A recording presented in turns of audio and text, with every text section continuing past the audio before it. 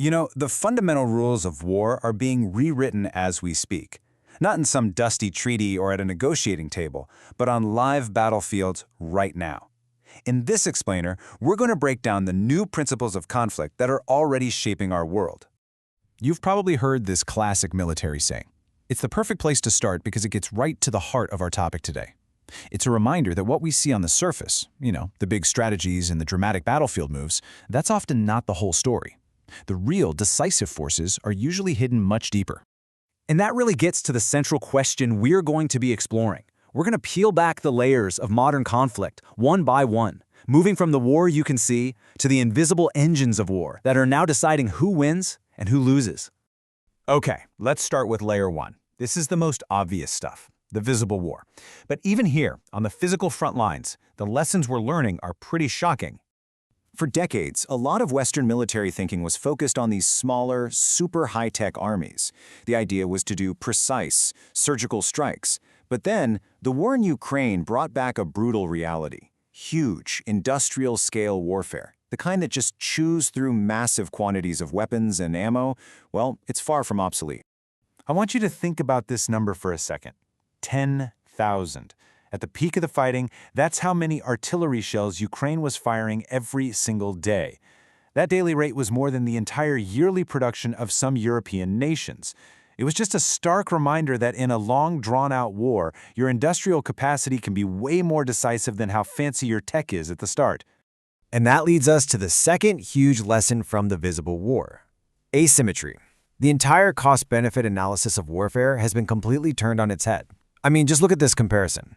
You have incredibly cheap, sometimes even off-the-shelf technology that can now threaten, disable, or even destroy military hardware that costs millions and millions of dollars. And this isn't just theory on a whiteboard. We are seeing it play out everywhere. Houthi rebels are using drones that cost a couple $1,000 to mess with global trade. Ukraine, a country without a traditional navy, mind you, has used unmanned sea drones to push back the entire Russian fleet. Even groups like Hamas are using these small drones for everything from tactical intel to propaganda. All right, now let's go a layer deeper, because underneath all the physical clashing of steel, there is another, quieter conflict going on. This is layer 2, the networked war. And here, winning isn't just about having the best weapon. It's about having the best network to guide it. The key idea here is something called kill chain acceleration. It sounds pretty intense, right?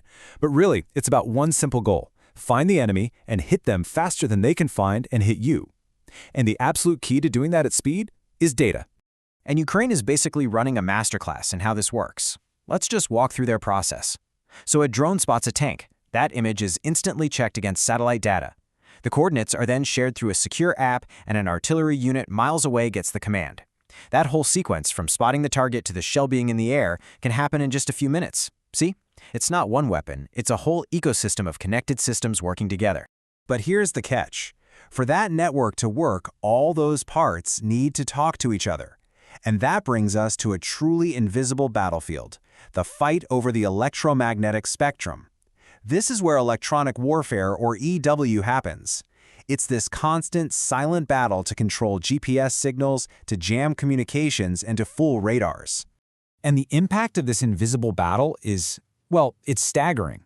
Take a look at this. On some fronts in Ukraine, it's estimated that the vast majority of drones weren't actually shot down. Nope, they were lost to Russian electronic warfare. Their signals were jammed, their GPS was scrambled, and they just fell out of the sky. It proves a new rule of war. If you can control the spectrum, you control the networked battlefield. Okay, now we're going to the final and maybe the most fundamental layer of all. This is the invisible war that's not fought on battlefields, but in laboratories and factories and along global supply chains. This is the engine room of modern military power. This sentence really gets at a whole new reality. We tend to think of a missile as an explosive, right?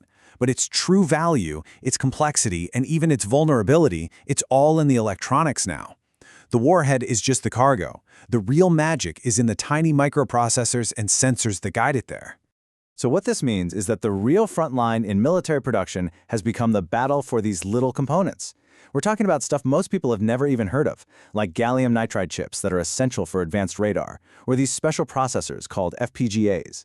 When sanctions cut Russia off from these parts, there were reports they were literally forced to scavenge microchips out of refrigerators and dishwashers just to keep their missile production going. This changes everything. A nation's military power isn't just about the number of tanks it has in a garage anymore. It is now fundamentally tied to its access to semiconductor factories, its control over rare earth mineral supply chains, and its high-tech industrial base. So we've got the visible war of mass and steel, the networked war of data, and this invisible war of microchips. So what then is the ultimate weapon that ties all of these layers together? Well, it's not a weapon at all. It's the ecosystem. Victory in the 21st century comes from having a dynamic, resilient national system, one that can innovate fast, produce things at scale, and crucially secure its own supply chains. And what's really fascinating is how different global powers are building these ecosystems. You can see here, the US relies on this high-risk, research-first model. China uses a very state-directed approach, fusing its civilian and military tech industries. And Israel? Well, it leverages its famous startup culture for incredibly rapid, battle-tested innovation. So all of this really gives us three new pillars for understanding military power today. Whenever you look at a future conflict, you should ask these three questions. First, does a nation have the industrial scale to sustain a fight? Second, does it have the technology to dominate the network? And third, does it have durability in its supply chains to build and repair whatever it needs? Which really leaves us with one final big question to think about.